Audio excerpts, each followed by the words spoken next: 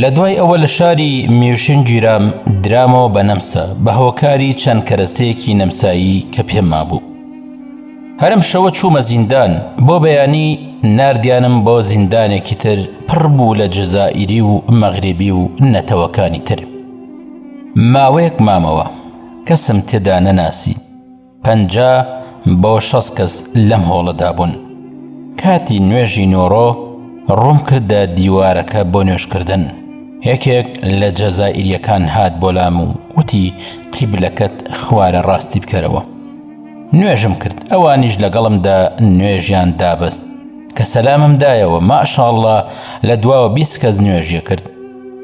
کەسێک بە ناوی عەبدولقادر هاتە لام وتی بۆ گیراویت؟ حاڵ و گوزەرانی خۆمم بۆ ڕوون کردەوە. عەبدولقادر وتی ئەگەر بێت و خۆت نەخۆش نەخەیت لێرە بەرەو دادگات بەرن، ئەوە 1 مانگ حوکمە درێت. اینجا ئەڵێن بڕۆ داوای ئیقامە بکە. وتم ئەی چۆن خۆم نەخۆش بخەم؟ عەیب نییە؟ وتی هەوڵ بدە ماسێکی قوتو هەڵبچڕە با کۆن بێت و بۆگەن بکە. ئەو ڕۆژەی بانگ دەکەن بۆ دادگا پێشتر بیخۆ، بەڵکو نەخۆش بکەویت و تێکت بدا. کە پشکنینیان بۆ کردی ئەزانن گەر نەخۆش بیت هەر هەفتەیەک زیندانیەکەیت. قوتوویەک ماسی دامێ و هەڵم پچڕێ و خستمە جێگایەک بۆ ئەوەی میکرۆب و ڤایرۆسی باشی بۆ بچێن. دوای 3 ڕۆژ ناوم هاتەوە بۆ دادگا. شەوەکەی دەستم کرد بە خواردنی ماسیە بۆگەنەکە. هەر سەری سەعاتێک عەبدولقادر هات ئەیوت هیچت لێ نەهات. وتم نەوەڵڵا عەیبم نییە. دوای چەند سەعاتێکی تر عەبدولقادر پرسیاری کردەوە، منی ناو نابوو کوردی. وتی کوردی عەیبت نییە؟ وتم نا، هیچ گۆڕانکاری ڕووی نەداوە. شەو خەوتم. بەیانی بردمیانە دادگا و 1 مانگ حوکم درام. لە ماوەی ئەم مانگەدا لەگەڵ لیبیەکاندا فێری زمانی عەرەبی بووم. باشترین قوتابخانە بوو بۆ زمانەکەم، هیچ کوردی تێدا نەبوو.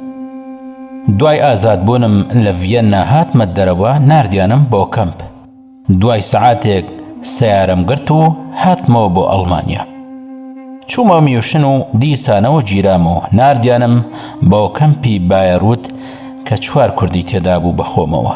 لەوێ پڕ بوو لە عەرەب و کۆسۆڤی.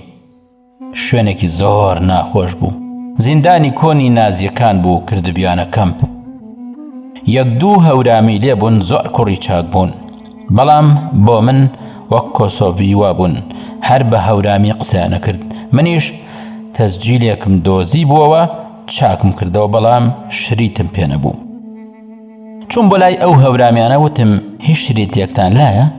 ئەوانیش شریتێکی هۆرەی هەورامی و گۆرانی و چەپڵەی هەورامی بێ مۆسیقیان دامێ و گۆرانی بێژەکە ناوی عوسمان کێمنەیی بوو. شریتم خستە سەری، ئاگاشم لێ نەبوو تەواوی دەنگیم دابێ بە هۆرە و گۆرانیەکانی عوسمان کێمنەی.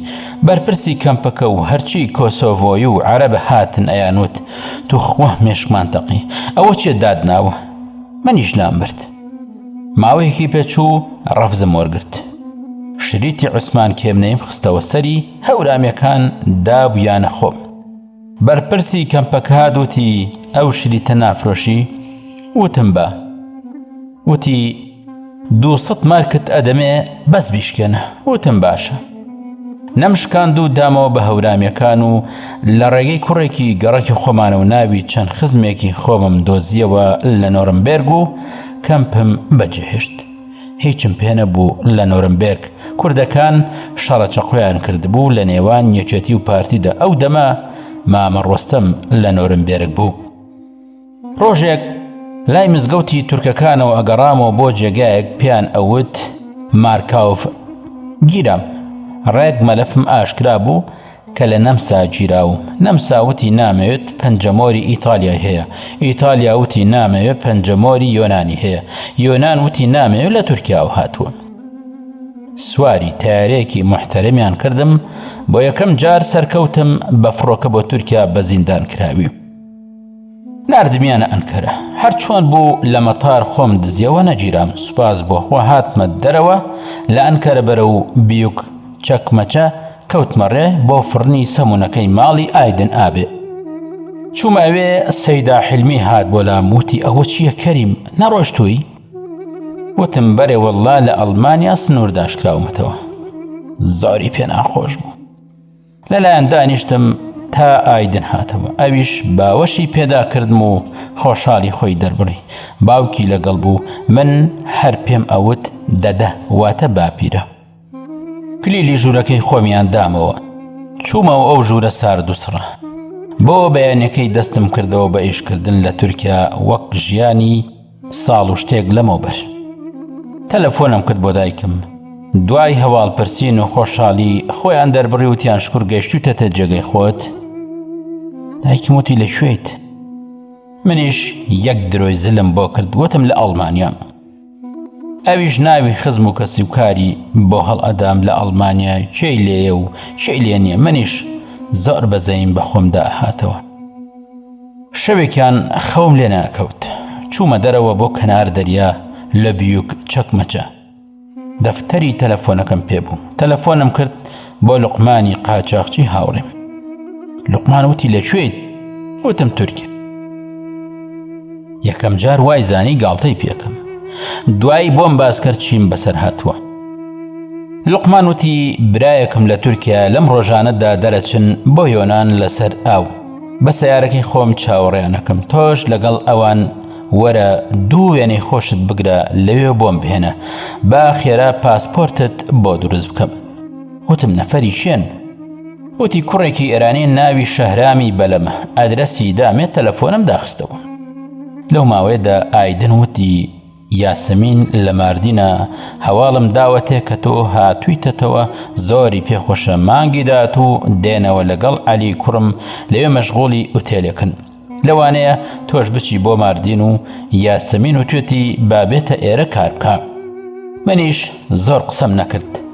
بەس بە پێکەنین نەوتم لای تۆ کارەکەم ئایدن ئابێ. شەهرامی بەلەمم دۆزیەوە. خوایە چیم دی؟ چوومە شوقەکەی یەکێک تلیاگە کێشێ، یەکێک حەشیش، یەکێکی تر هەموو گیانی خوێنە، دوان لەو لاوە ئەخۆنەوە. وتم کامەیە کاک شەهرام؟ یەکێک جقنی بۆگەن هات بۆ لام وتی من شەهرامم بزانم چیتەوێ؟ وتم خەسرەوم لوقمان ناردومی بۆ لای تۆ کە دەرەچین لەگەڵ براکەیدا بۆ سەر ئاو. ئەمەوێت کاک شێرزادی برای کاک لوقمان ببینم ئەمانەتم پێ بووی. من نزیکەی دەورەقم پێ بوو. لوقمان وتی ئەگەر پارەت پێ بیان دەرێ تاکو ئەگەیتە لام لەسەر ئاو. شەهرام وتی خۆشحاڵم ئاغا خوسرە و ئاغا لوقمان باسی تۆی بۆ کردووم. نۆکەریتەکەم فەرموو بیرێک قلیانێک چی دەوێ لە خزمەتدام. وتم سوپاس کاک شەهرام گیان بەڵام کاک شێرزاد لەکوێیە؟ سەیارێکی فیاتی پێبوو خۆی بردنی بۆ لای کاک شێرزاد لە شوقەیەکی تر بوون. چوومە لایەن و 8 وەرەقەمدایە شێرزاد. وتم لەو جێگایەم و ئەو پارێش کاک لوقمانی برات بۆی ناردووی. بە شەهرامی شموت کەی دەرەچین؟ وتی شوێنەکەتم پێ بڵێ خۆم دێم بۆلات و ئاگادار تەکەمەوە. هەفتەیەکی پێچوو بەردەوام کارمەکرد لای ئایدن ئابێ بەڵام یەک لیرم لێ وەرنەگرت. ئەویش وایە زانی داوای ناکەم بۆی کۆبێتەوە پێویستم بە پارێ. دوای ئەوە ئێوارەیەکیان شەهرام هات بۆ لام وتی ئەمشەو دەرەچین وەرە ئەو جێگایە. ماڵ ئاوایم کرد لە حلمی بەس هیچم نەوت بە ئایدن. خەریکی پێچانەوەی کۆڵە پشتیان بووم. ئایدن دای لە دەرگاکەم و هاتە ژوورەکەم. 500 دۆلاری دامێت تەوقەی لەگەڵ کردم و ڕۆیشت. وابزانم وتی یاسەمین دێتەوە بۆلات بەداخەوە تۆ نابینێت. من باش تێنەگەشتم هەر ئەموت ئەڵڵا ڕاست ئۆڵسن. دەرچووم چوومە سەر ئاوی گەورە. لەوێ تەماشاکەم شەهرام لەگەڵ کوڕێکی تری فارزدا لە پەنای دارێکدا ڕائەبێرن. نەمزانی چی بکەم. چوومەوە بۆ لای شێرزاد وتم شتێکی وابوو ئەمەوێت لەو هەتیوە پیسە بم. شێرزاد وتی کاکە تۆ حەقت نەبێ. ئێمە ئیلاقەمان چییە هەر چووینە ئەوبەر لەمان جیا ئەبینەوە. بەلەم ئامادەکرا ویستیان ژنەکەی شێرزاد بەرنە ئەوبەر بە تەنها و شێرزاد مێنێ. قبوڵم نەکرد. شێرزاد وتی ئاساییە وتم ئاسایی نییە کاکە، یان لەگەڵ خۆتدا ئەیبێت یان نابێت. پەڕینەوە. لۆقمان چاوەڕێمان بوو، سواری سیارە بووین و یەکسەر بۆ بولغاریا و ڕۆمانیا دایبەزاندم، چوون پەنجەمۆری پێکردم لە دووکانێکدا و خستێ سەر پاسپۆرتەکەم و پاسپۆرتی دامێ. بە قسەی خۆش 2 ڕۆژ بەڕێگاوە بووین بە ئیسراحەت تا گەشتینەوە سلۆڤاکیا و هەنگاریا و چیک و پاشان ئەڵمانیا و لەوێوە منی سواری سیارەیەکی دیکە کرد بۆ نەروێج و 800 دۆلارەکەشی دامەوە. هاتمە وڵاتی نەروێج، خۆم تەسلیم کرد. ئەوەی کە منی ناڕەحەت کرد ئەوە بوو دوای 2 ساڵ بیستم کە لوقمان لە یۆنان لە شاری ئەسینا بە چەقۆ کوژراوە. نەروێج بۆ من وڵاتێکی نوێ بوو. لە هەمان کاتدا نامۆ بوو. دوای چەند ڕۆژێک بردیانین بۆ شارێک بە ناوی هامەرفێست کە لووتکەی جیهان بوو. شەو ڕۆژ تیایدا یەکسان بوو. لە هاوینەکەیدا نیوەی شەو ڕۆژ بە ئاسمانەوە بوو، لە زستاندا هەر شەو بوو. ئەی خوایە کە بێزار بوو. چۆن لەگەڵ ئەو ژیانە نوێدا هەڵبکەین و چی ڕوئەدات و چی دێتە پێشەوە. لە دوای گەڕانێکی زۆرم بە جیهاندا و تێڕامانم بە هەموو ئەو کۆمەڵگەیانەی کە پێیاندا تێپەڕیوم و وردبوونەوەم لە ژینگە و کەش و هەوای ئەو جێگایانە. لە هەمان کاتدا ئەو هەست و ناخۆشیەی کە کوردەکان لە دەرەوەی وڵات تێیدا ئەژیان، دووری لە وڵات و لە کەس و کار، هەموو ئەمانە کاریگەریەکی یەکجار زۆریان خست بۆ سەر خودی خۆم و پەیوەندەکانیشم. زۆر کات 2 کەسایەتیم لە خۆمدا بەدیە کرد، واتە کەسایەتیەکی 2 جەمسەرم هەبوو. لە زانستی دەرونیدا پێی ئەوترێت دەروون پارسۆیی یاخود 2 جەمسەری. کەسایەتی یەکەم زۆر ناسک بوو. لە کاتی جوڵاندنی هەست و سۆزم بەکارێکی زۆر بێبایەخ فرمێسکم لە چاوان ڕێژنێ کرد.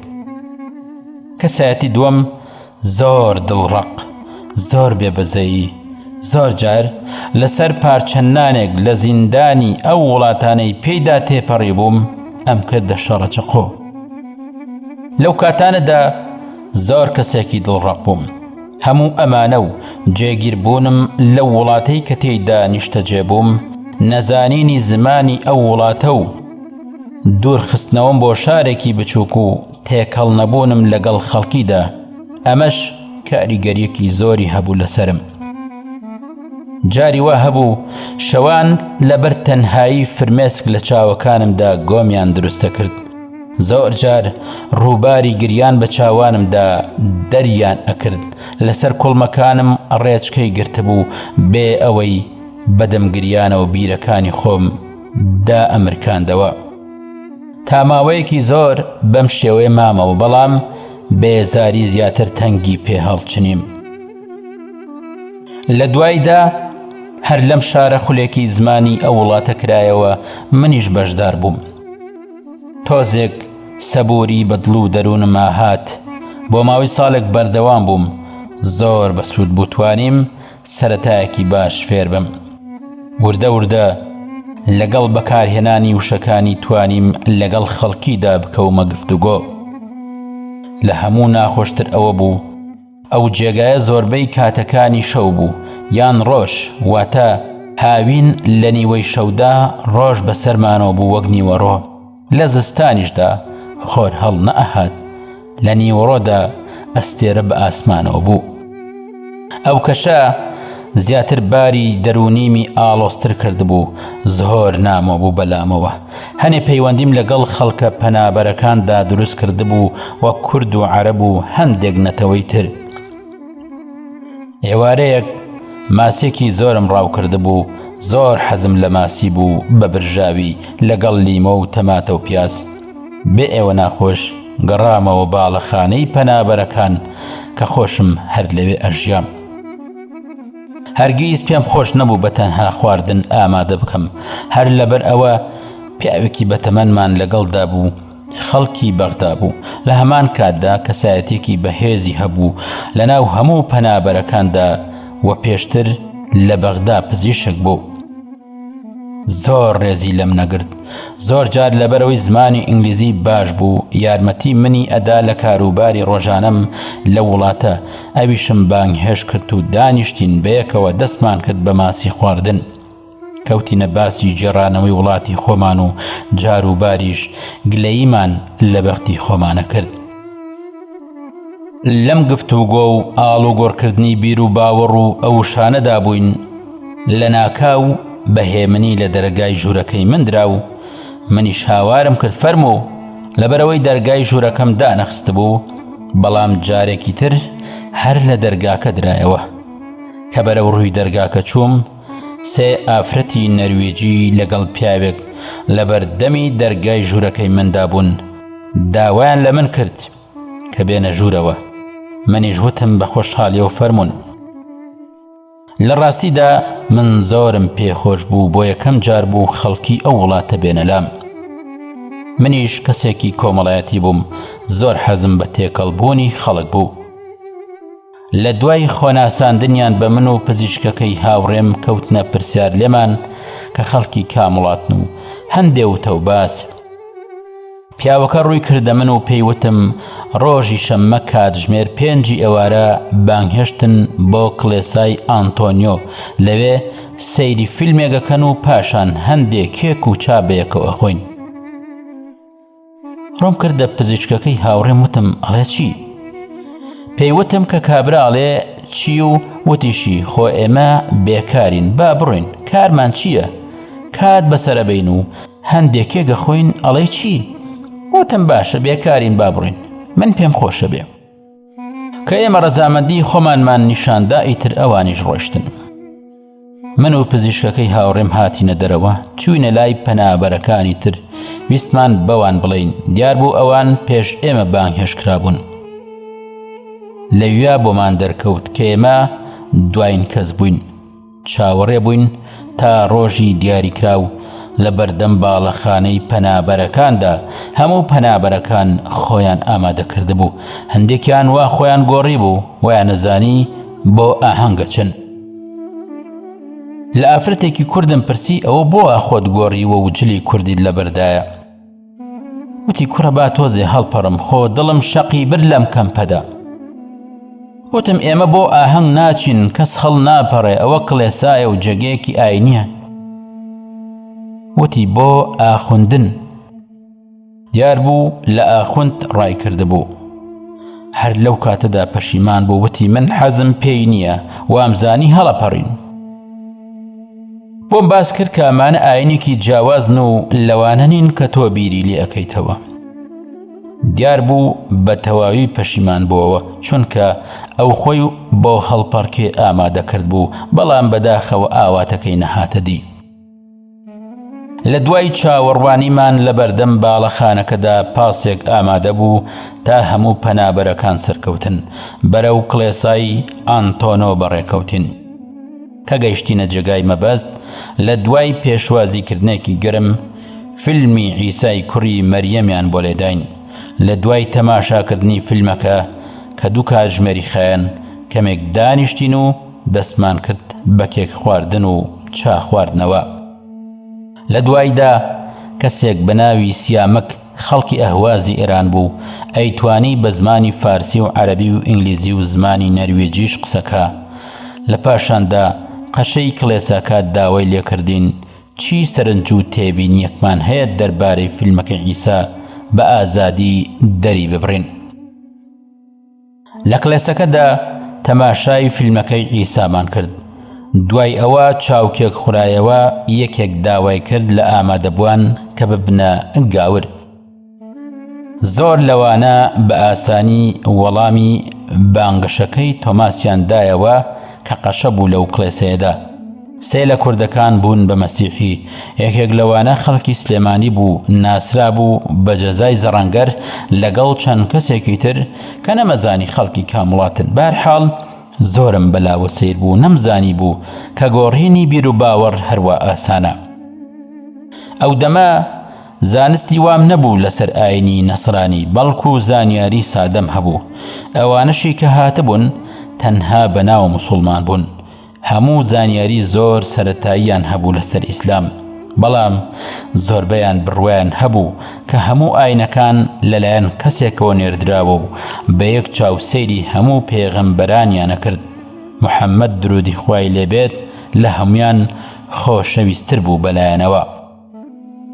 هەندێکیشان ئەوەندە شارەزا بوون کە خاوەنی ئاینی ئیسلامن، ناکرێ هەروە بە ئاسانی واز لە دینی دایک و باوک و کەس و کارم بێنم.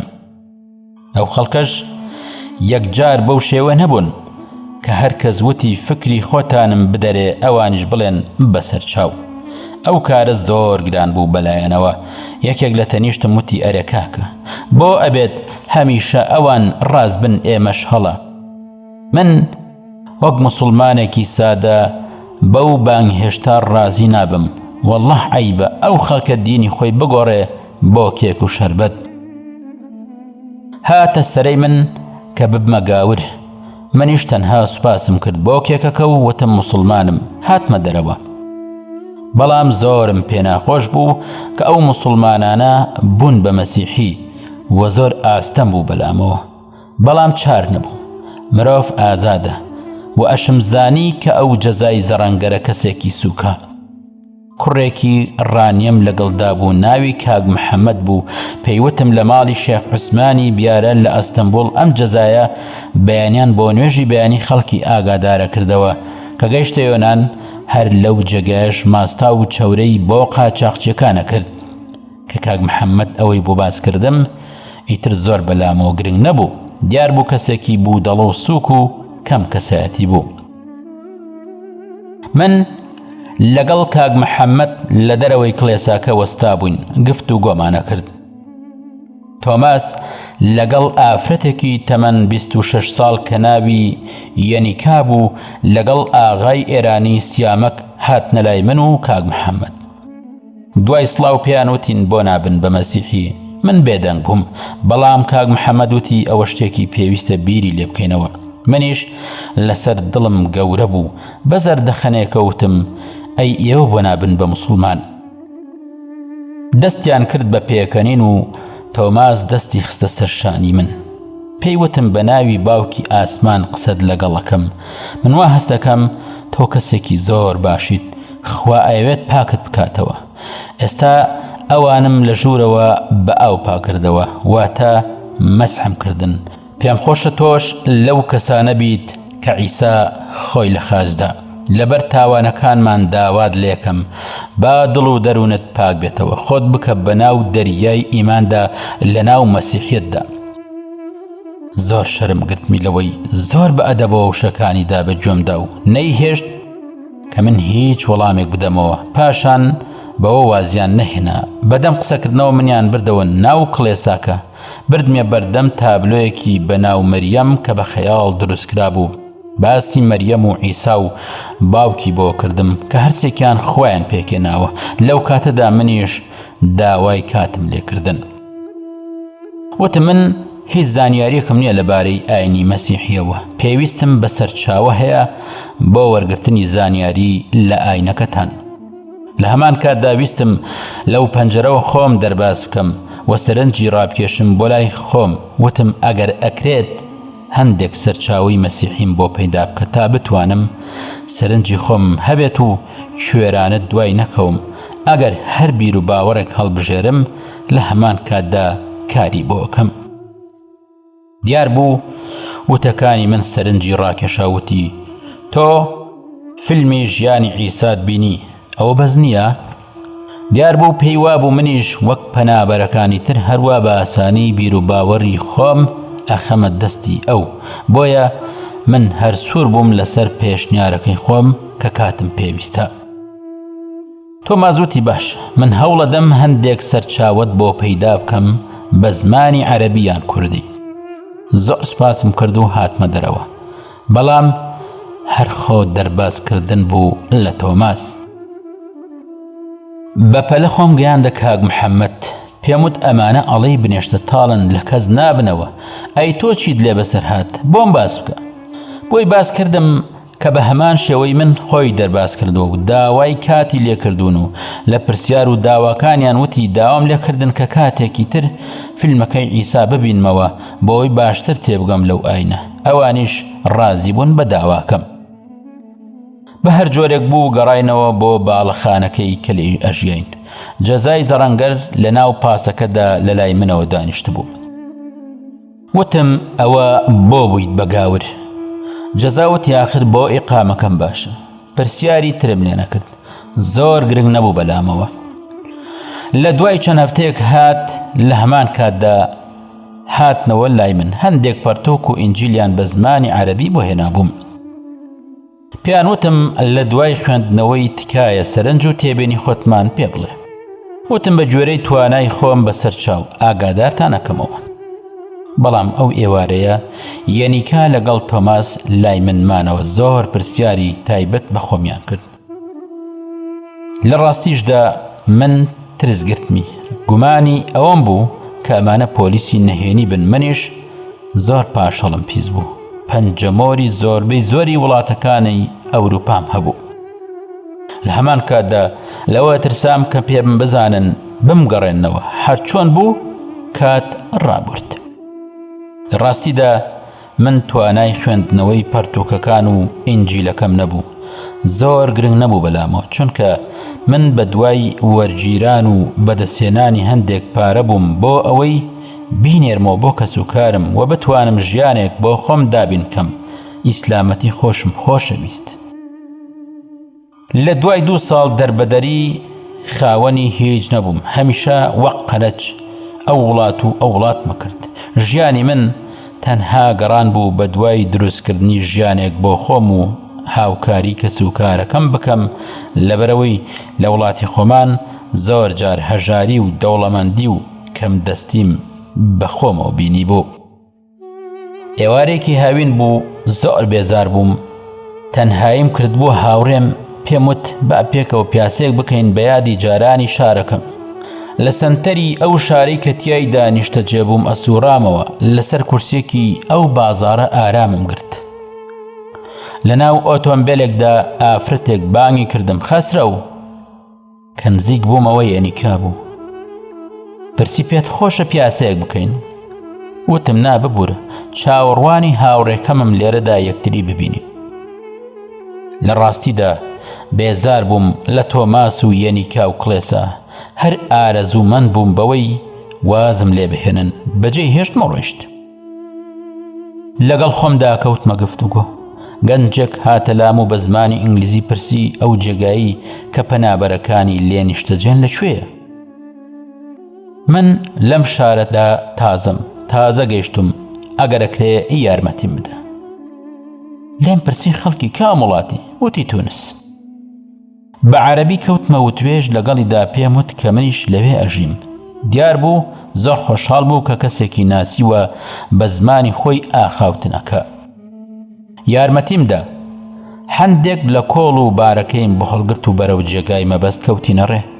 هەر لەوێ لەگەڵ پرزگەکەدا کەوتە وتوێژ و ژوورێکیان بەوە دەستنیشان کرد. من هەر لەگەڵیدا بووم. کەلوپەلەکەیم لەگەڵ هەڵگرت. داوام لێ کرد کە پاش حەسانەوەت وەرە لای من خواردن ئامادە ئەکەم بە یەکەوە نانێک بخۆین. ئەوەندەی تر خۆشحاڵ بوو. گەڕامەوە دەستم کرد بە خواردن ئامادەکردن. لە دوای چەند کات ژمێرێک چوومەوە بۆ لای و بانگی هەشتم کرد و زۆربەی پەنابەرەکانم ئاگادار کردەوە بۆ ئەوەی کەمێک لە ئازاری نامۆیی ئەو گەنجە کەم بکەینەوە. ئەوانیش بە خێراتنێکی گەرمیان لێ کرد. ئەویش خۆی ناسان کە ناوی عیمادە خەڵکی تونسە.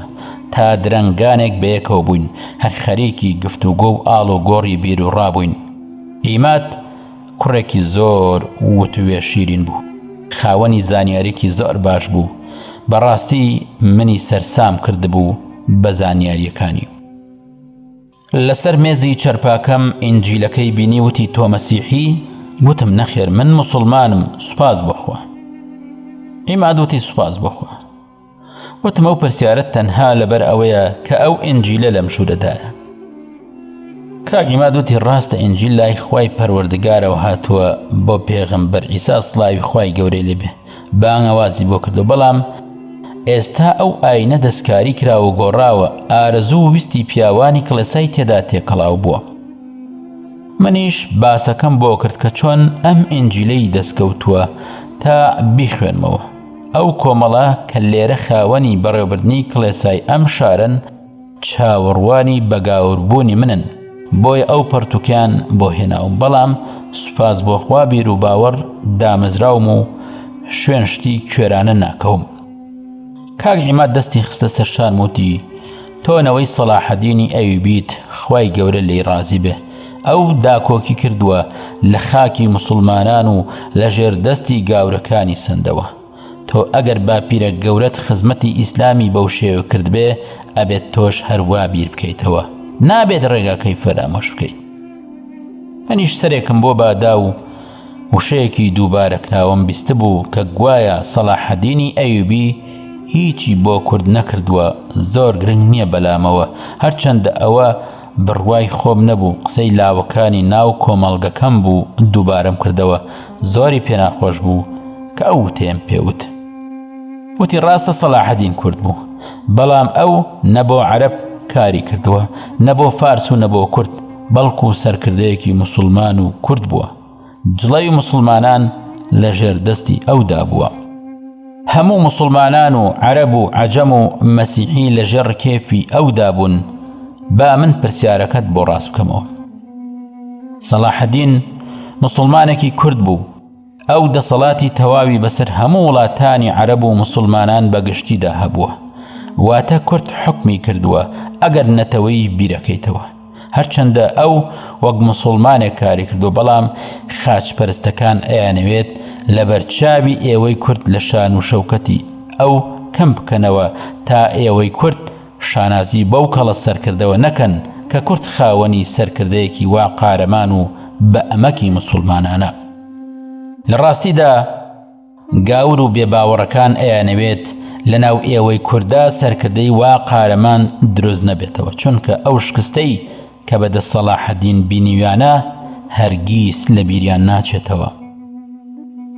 ئێستا لە هەموو مێژوەکانی خۆیاندا باسیەکەن، پێوەی ئەناڵێنن خۆ ئەگەر شەڕی نێوان فەڕەنسا و فەڵەستین بووایە، یان شەڕی نێوان سووریا و ئیتالیا بووایە، یان کوردستان و یۆنان بووایە، دڵنیا بە کە سەلاحەدین ئەو کاتە بۆ نەتەوەی خۆی ئەجەنگا و بە ناوی کورد ئاڵای بەرزە کردەوە، بەڵام عەرەب، تورک، فارس و کورد هەموو موسڵمان بوون، کوردێکی موسڵمان سەرپەرشتیەکردن. ئەو سەردەمە نەتەوە هیچ بایەخێکی نەبووە لە ژێر ناوی ئومەتی ئیسلامی کاریانە کرد. ئەوان بە ناوی خاچپەرستەکان لەگەڵیان ئەجەنگان، خۆ زۆربەی خاچپەرستەکانیش خەڵکی وڵاتی جیاواز بوون کە بریتی بوون لە فەڕەنسا و ئیتالیا، لە ژێر ناوی خاچپەرستەکان ئەجەنگان تا سەلاحەدین تێک و پێکیشکاندن. لە دوای بیرکردنەوە لە وشانەی کە عیماد بۆی ڕوون کردمەوە زۆر دڵخۆش بووم، هەستم کرد کە منی کورد کەم نیم و خاوەنی سەرکردەیەکی بە ئەمەک و قارەمانم و خۆشەویستی لە دڵمدا زیاتر چەسبی. لە ڕاستی داوتەکانی عیماد هەموو ئەقلانی بوون. اینجا تێگەیشتم دابەشکردنی وڵاتی من هەروە بێهۆ نەبووە، دیارە نایەنەوێت سەلاحەدینێکی تر دروست بێتەوە، بۆیە هەر ژێر دەستەین. لە پاشان عیماد درێژەیدا بە گفتوگۆکە و بەردەوام باسی چاکە و پیاوەتی کورد و باسی ئەبوبەکری باقەلانی بۆ کردم و باسی ئیبن و تەیمەی بۆ کردم و باسی سینانی فوراتی ئەسەدی بۆ کردم و باسی جەزەری و محێدین ڕەئیس و زۆری تر کە ئەوانە هەموو زانا و ناوداری کورد بوون. لە ڕاستیدا بۆ یەکەم جار بوو باسی هەندێک لەو مرۆڤە بەڕێزانە ببیستم کە کورد بوون. لە سەردەمی خۆیدا نوێنەری جیهانی ئیسلامی بوون. بۆ گفتوگۆ لەگەڵ گاور و جولەکەکاندا باسی لێهاتووی و زیرەکی ئەوەی بۆ کردم کە چۆن لە ئاستی ئەو پیاوەدا دەم بەستراو بوون، نەیان توانی و ئاخافتن بکەن. ئەوەندەی تر شانازیم بەخۆمەوە کرد و بە ئیسلامەت یەکەمەوە هەڵسام بۆ ئەوەی ئینجیلەکە فڕێبدەم. ئیمادوتی ئەوە گوناهە، کارێکی باش نییە، موسڵمان کاری وا ناکە، بی دەرەوە خاوەنەکەی. زۆر سەرسام بووم لە گفتوگۆ و شێوەی دوانینەکەی، زۆرم خۆشویست. وا دیار بوو کەسێکی بەتوانا بوو لە ڕووی ئاینی پیرۆزی ئیسلام. داوام کرد ببێتە مامۆستا و فێرکاری من. وتی بەمەرجێک لە قسەم دەرنەچیت. تۆ بڕیار نادەی من بڕیارەدەم وەک مامۆستا چی بخوێنیت و چیت پێ ئەڵێمەوە. وتم باشە. پاشان ئەو شەوەمان بە وتوێژ بردەسەر. گەڕاوە بۆ ژوورەکەی خۆی. هەر لەو دەمەوە پەیوەندی و هاوڕێتیمان زۆر خۆش بوو. کەسێکی زۆر یارمەتی دەربوو. هەمیشە عیماد ئەوەی بیری منەخستەوە کە چۆن یەکەم جار یارمەتیم داوە بە گەرمی پێشوازیم دەکردووە. دیارە هەر لەو کاتەوە سەرنجی منی دابوو و ڕەوشتی منی بەدڵ بوو. عیماد تەمەنی 40 ساڵ بوو. ئەو دەمە من 22 ساڵ بووم. بە هەر جۆرێک بوو زەمن چرکەکانی و خولەک و کاتژمێر و شەو ڕۆژ و هەفتە و مانگ و ساڵ هەموو پێش بڕکیان لەگەڵە کردین. ئێمەش لەم نێوەندا بەجێما بووین. ڕەمەزان هات و هەموو بەیەکەوە بە ڕۆژوو بووین. خەریکی وەرگرتنی زانست بووین لە بیر و باوەڕ و تەفسیر و فەرموودە و هەموو بوارەکان. نوێژ و تەراویحمان هەموو بەیەکەوە بوو.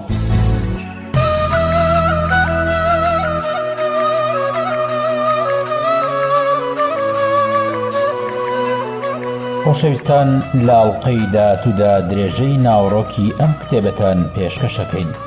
تاوکاتە ڕێز و سڵاوی عەتا قەرەداقی جێبەجێکار پێشڕەو عومەر پێشکەشکار پەسەند بفەرمونون. هاوڕێمان بن.